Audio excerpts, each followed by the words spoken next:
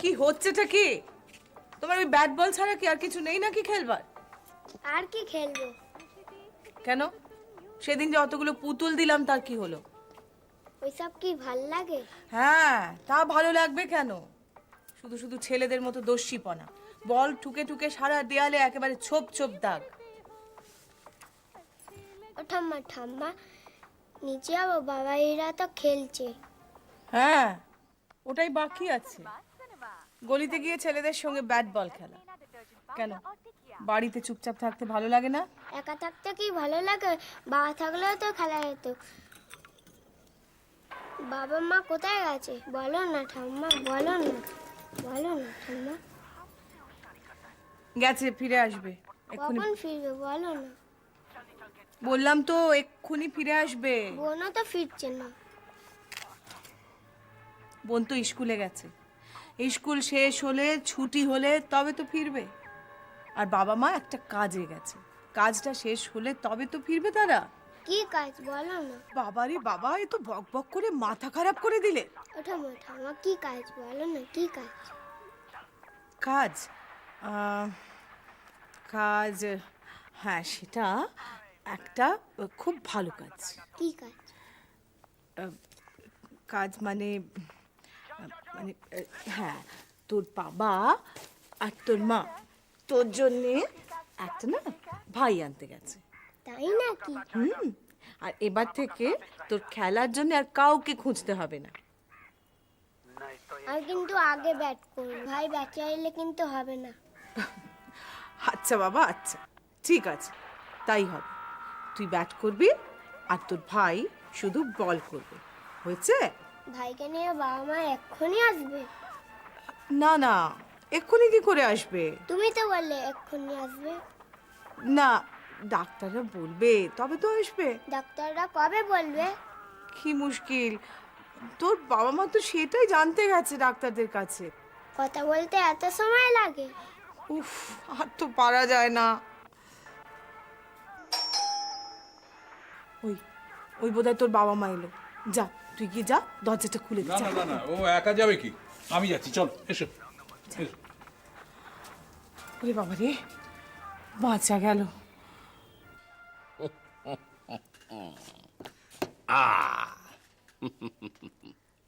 The return of Django. এবার কি করা যায়?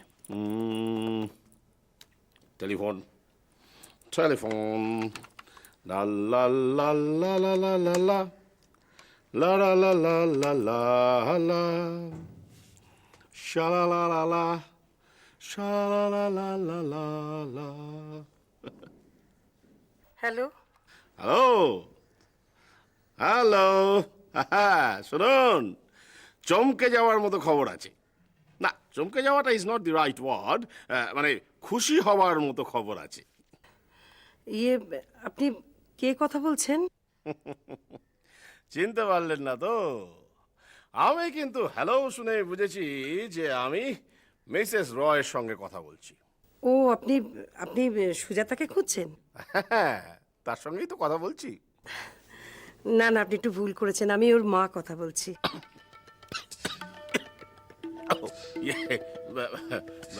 সরি, আমি স্পন্দন থেকে কথা বলছি। আপনি একটু হোল্ড করুন, আমি ওকে ডাকছি। সুজাতা, এই সুজাতা, আসছি। ফোনটা ধর। টেলিফোনে সব মেয়েদেরই বোধহয় কম বয়স লাগে। না, সকলের অবশ্য লাগে না, আমাদের মেট্রনেরই তো লাগে না। This is an exception. Hello. Hello, এই সুজাতা দেবী তো? হ্যাঁ। যাক, যাক মানে? আপনি কে বলছেন? আমি আমি মানে আমি স্পন্দন থেকে সুপার বলছি। ও হ্যাঁ, বলুন। আচ্ছা, আই এম ভেরি সরি। হ্যাঁ, সেদিন আপনাকে ওরকম ব্লেম করাটা আমার ঠিক হয়নি। আসলে বুঝতেই তো পারছেন, ওর জন্য দুশ্চিন্তা করতে করতে। দুশ্চিন্তার দিন শেষ ম্যাডাম, দুশ্চিন্তার দিন শেষ। খোকাবাবুর প্রত্যাবর্তন পড়েছে, হ্যাঁ? শকুন্তলার প্রতিগৃহে যাত্রা শুরু হয়ে গেছে। এক্ষেত্রে অবশ্য ব্যাপারটা একটু উল্টো, মানে দুষ্মন্তের প্রতিগৃহের যাত্রা শুরু হয়ে গেছে। কি বলছেন আপনি? ডক্টর নক্ষত্র রায় ফিরে আসছেন। কি সত্যি বলছেন? মানে আমি বুঝতে পারছি না, কবে কখন ফিরবেন? এরকম একটা ব্যাপার নিয়ে আমি ঠাট্টা করবো এটা ভাববেন না। না না, শুনুন। ঘাবড়ে গেলেন তো ম্যাডাম? না না, মজা করছি না।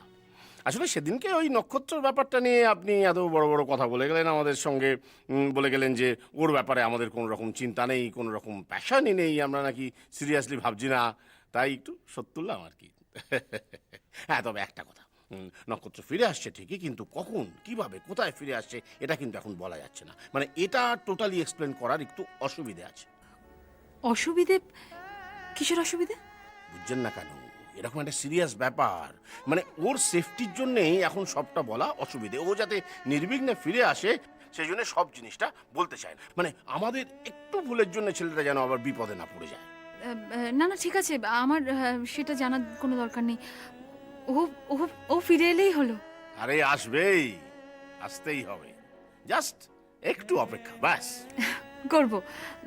আমি বাড়িতেই থাকবো। হ্যাঁ, নতুন কোনো খবর পেলে আমাকে জানাবেন, ঠিক আছে? নিশ্চয়ই নিশ্চয়ই জানাবো। ম্যাডাম, আমি রাখি। আমি এখান থেকে দেখতে পাচ্ছি আমাদের মেট্রন 80 কিলোমিটার স্পিডে আমার ঘরের দিকে এগিয়ে আসছে। নিশ্চয়ই নতুন কোনো ঝামেলা। রাখলাম।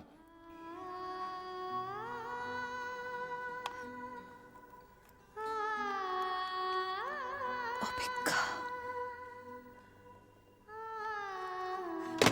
মা,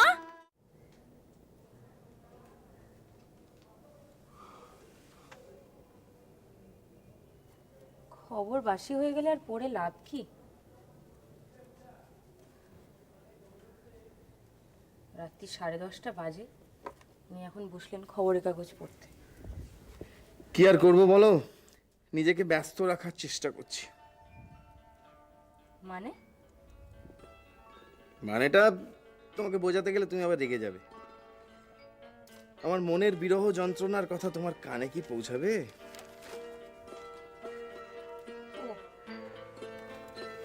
তাই বিরহের কারণটাকে ঘটালো শুনি।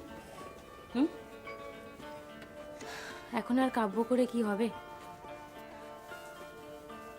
ডাক্তার কাকু কি রেস্ট্রিকশন জারি করেছে মনে আছে তো? মনে আছে। তাহলে চুপ করে লক্ষ্মী ছেলের মতো শুয়ে ঘুমিয়ে পড়ো। আচ্ছা আচ্ছা ম্যাম, ডাক্তার কাকু তো রেস্ট্রিকশন জারি করেছে সেটা আমিও জানি, কিন্তু ডাক্তার কাকু একবারও কিন্তু আমাদের কথাবার্তা বলার মধ্যে কোনো রেস্ট্রিকশন জারি করেনি। আচ্ছা তপতি, আচ্ছা এবার তুমি এত ডিফেন্সিভ খেলছো কেন বলো তো? আচ্ছা এত ইম্পালসিভ হলে চলবে? হ্যাঁ, তুমি ঠিকই বলেছ। আমি বোধহয় একটু বেশি টেনশন করছি এবারে, না? আমার ভেতরে না সবসময় কিরকম একটা চাপা টেনশন কাজ করছে। তারপর মা যা সব শুরু করেছেন, কি জানি, আমার তো মানে এবারেও যদি বাই চান্স। শোনো, মার কথা ছাড়ো তো, অনেক অনেক কিছু বলে। না বিমান, অত সহজে আমি ছেড়ে দিতে পারছি না। আজকে তো শুনলাম মা নাকি আবার তিরুপতি যাওয়ার প্ল্যান করছেন। প্ল্যান করেছে কি গো? বন্দোবস্ত প্রায় পাকা করে ফেলেছে। তবে এক্ষুনি না, মা বললেন যে 3 মাস 4 মাস পরে একবারে নাতিকে নিয়ে তিরুপতি যাবে। আর সবেতেই বাড়াবাড়ি। আজকে রিঙ্কুকে কি বলেছে জানো? কি বলেছে? বলেছে আমি আর তুমি মিলে নাকি ওর ভাই আনার বন্দোবস্ত করছে। মা এটা খুব খুব ভুল বলেছে। আরে বন্দোবস্ত করছে কি ম্যাডাম? বন্দোবস্ত তো করেই ফেলেছি। এই নড়ছে নড়ছে। ধ্যাৎ, তুমি ইয়ার্কি করো না তো, ভালো লাগে। তুমি এই সারাক্ষণ ইয়ার্কি করবে আর যত ঝামেলা আমাকে পোয়াতে। ও, ঝামেলা বলতে মনে পড়লো, তুমি চেকটা ব্যাংকে জমা দিয়েছো? এই রে, কি হলো? এই সর্বনাশ করেছে গো। আরে এই চেকটার কথা আমার মাথা থেকে একদম বেরিয়েই গেছে। মানে কি কি হবে বলো তো, চেকটা তো আমি অফিস থেকে তুলিই নি, আর পকেটে একদম ক্যাশও নেই। প্রতি মাসে তুমি এই একটা কাজ করতে কি করে ভুলে যাও বলো তো? হ্যাঁ, চেকটা অফিসে রাখোই বা কেন? বাড়িতে রাখতে পারো না? ওতে আবার বাবার আপত্তি। বাবা বলে যে অফিসের অন্যান্য কর্মচারীরা যেভাবে চেক নেয়, আমাকেও ঠিক সেভাবেই অফিস থেকেই চেক নিতে হবে। অফিসে অন্যান্য কর্মচারীদের সঙ্গে তোমার কোনো পার্থক্য নেই? তোমার ব্যক্তিগত কোনো কাজ থাকতে পারে না? আশ্চর্য, এটা তো তোমার পার্সোনাল ওয়েজেস নাকি? দেখো, বাবা নিজেকেও অফিসের একজন কর্মচারী ভাবেন। এটা বাবার বাড়াবাড়ি। আচ্ছা বিমান, তোমাদের এই যে ব্যবসা, তাতে তো টার্নওভার যথেষ্ট ভালো। তোমার নিজে কিছু করতে ইচ্ছে করে না, নিজের মতো করে?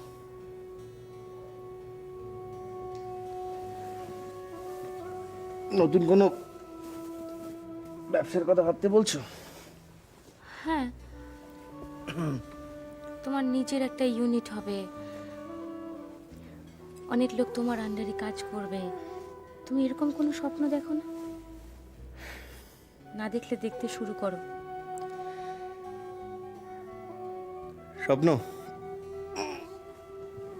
কাল সকাল থেকে দেখতে শুরু করব। গুড নাইট, এখন শুয়ে পড়ো।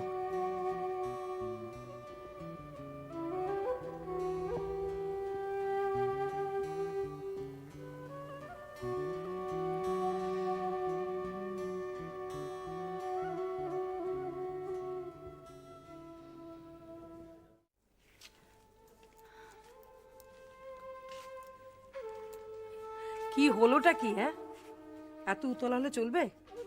আরে বাবা, ভদ্রলোক তো আর মজা করার জন্য ফোনটা করেননি। আমি সেটা বলছি না মা।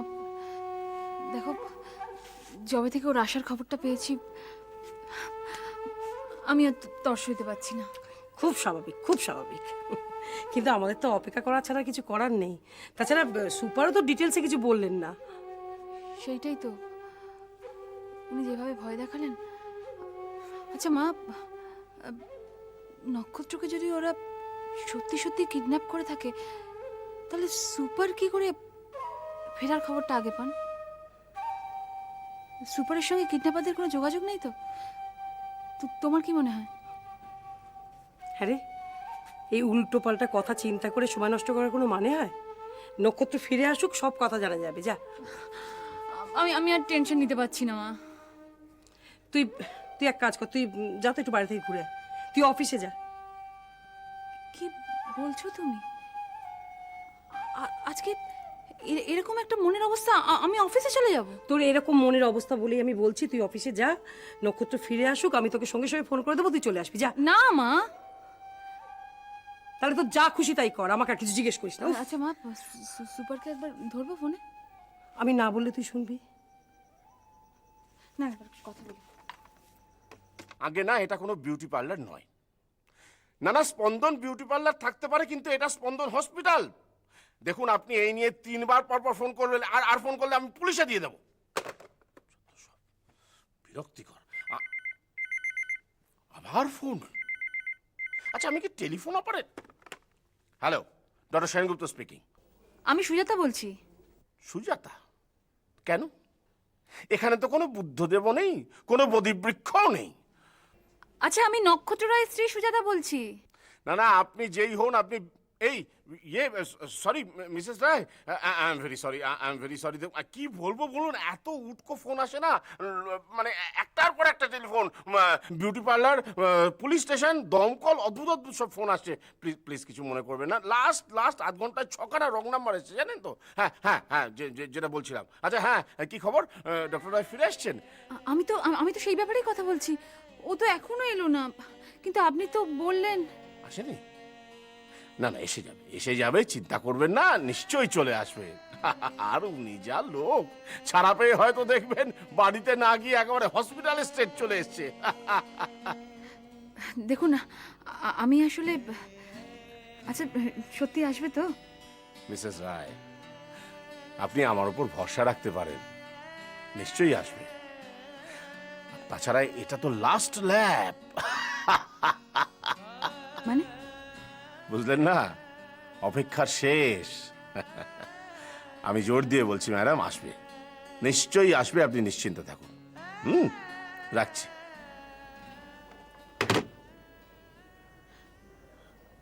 আর কখন আসবে মা? কালে কালে কত হলো, পুলি পিঠের লেজ গজালো, কত দেখলাম। কি হলো কি? বেচারা ডাক্তারের উপর হঠাৎ অত চটে উঠলে কেন? বেচারা ডাক্তার, তুমি তোমার আদিক্ষেতার কথাটা রাখো তো। যাকে বাবা, ডাক্তার কি বললো বলো? বলবে আবার কি? ওই অন্নপ্রাশন খেতে গিয়ে বৌমার চেক আপের ডেট ফেল হয়েছে, তাই নিয়ে খানিক হম্বিতম্বি করলো। খোকাকে 4 কথা তিরিং বিরিং করে যাও শুনিয়ে দিল। দেখো, তুমি বলছো বটে, কিন্তু আমার তো মনে হয় বর্ধন ডাক্তার খুব একটা অন্যায় কিছু বলেননি। হ্যাঁ, এটা তো ঠিক যে বৌমার এই অবস্থায় তাকে অত দূরে নিয়ে যাওয়াটা এটা অন্যায় হয়েছিল। তার উপর আবার ওই একটা চেক আপের ডেটও তো ফেল হয়ে গেল। থামো থামো, ছেলেপুলের মা আমরাও হয়েছিলাম, আমাদের সময় চেক আপ ছিল, চেক আপের বাড়াবাড়ি ছিল না। এখন তো শুনছি বাচ্চা হবে জানলেই তাদের বাবা মায়েরা আগে ট্রেনিং নিতে যায়, বইপত্র কেনে, লেখাপড়া করে, যত সব। এসব কথা বললে চলবে? দেখো, যে যুগের যা ধর্ম। হ্যাঁ, তবে একটু বাড়াবাড়ি হচ্ছে বই কি, নিশ্চয়ই হচ্ছে। আর সেই সঙ্গে পোয়াবারও হচ্ছে বেশ কিছু ডাক্তারের। হ্যাঁ, ওই বর্ধন ডাক্তারের সেই দলে। হ্যাঁ। না না, বর্ধন ডাক্তার সেই দলে কেন হবে? শোনো গিন্নি, আমি একটা কথা বলি। এই মুড়ি আর মিজরির একদর করলে তো হবে না। দেখো, আমি রিঙ্কুর সময় থেকে আমি দেখছি যে ডাক্তার হিসেবে ওর কিন্তু কোনো তুলনাই নেই। তুমি দেখো, ওই এবারে কিন্তু ওই বৌমার কিন্তু কোনো অসুবিধা হবে না। তুই চুপ করো তো, একটা অপয়া ডাক্তার। না, ধরো পানটা ধরো। অপয়া? কি বলছো কি? হ্যাঁ, ঠিকই বলছি। প্রত্যেকবারই তো বৌমাকে ওনার কাছে পাঠানো হয়, আর বৌমা একেবারে মেয়ে কোলে নিয়ে বাড়ি ফিরে আসে। বাবা, সত্যি। আচ্ছা আচ্ছা, তুমি বলো, এই ব্যাপারে ওর কি করার আছে? হ্যাঁ, তাই তো, এই ব্যাপারে কারুর কিচ্ছু করেন, যা করার সবকিছু একেবারে আমারই কপাল। নাতির মুখ দেখার স্বাদে জীবনে পূর্ণ হবে কিনা কে জানে। এখন থেকে ভয়ে আমার বুকের ভেতরটা একেবারে ডিপ ডিপ ডিপ ডিপ করছে। ও যোগমা, সত্যি তোমাকে নিয়ে আর পারা যায় না। সব সময় মুখে ওই একই কথা, নাতি নাতি করে রাত দিন একবারে হেদিয়ে বেড়াচ্ছ। আজ কালীঘাট, তো কালকের ওই বুড়ো শিবতলা পুজো। আচ্ছা দেখো, মানত সবই তো হলো, রেয়াই হচ্ছে কি কিছু?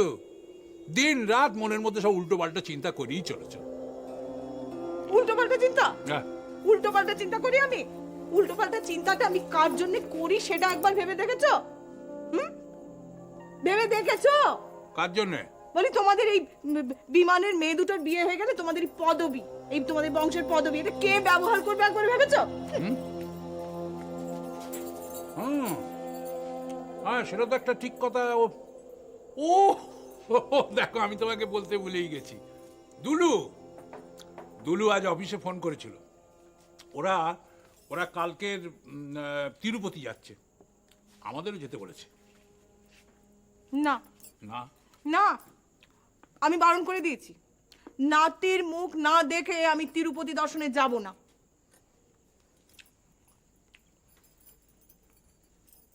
শোনো, অনেক রাত হয়েছে, তুমি এবার যাও, শুয়ে পড়বো। শুয়ে পড়ো। হ্যাঁ, না, চশমাটা রাখো। জয় মা, জয় মা, জয় মা, জয় মা।